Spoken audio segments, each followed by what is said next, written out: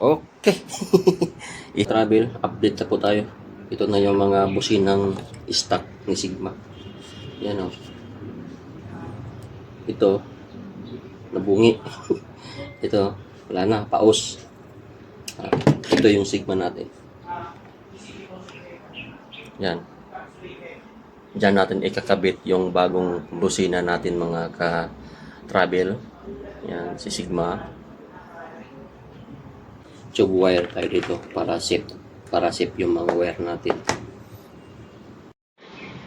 Ito na mga ka-travel, naikabit na natin yung busina dito. Bali dito natin kinabit sa gilid. Dito na, kabilaan. Ito yung isa.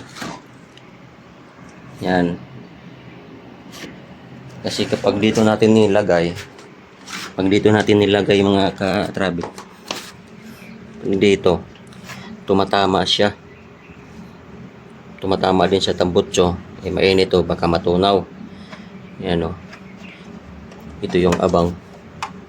Bali, dito ko na lang nilagay sa taas para safe na din siya. Para hindi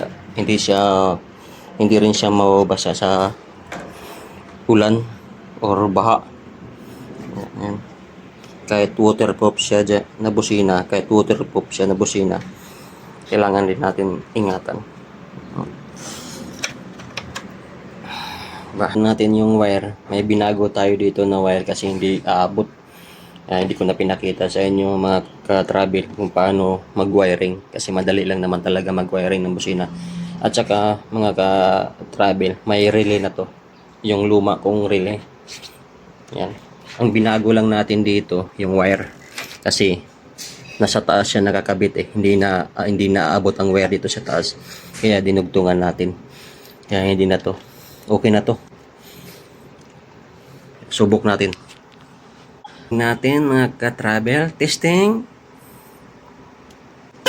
Okay. Easy lang. Isang beses lang nating busina mga ka-travel kasi may natutulog pa. Baka pagalitan tayo. Yan, mamaya update na lang tayo.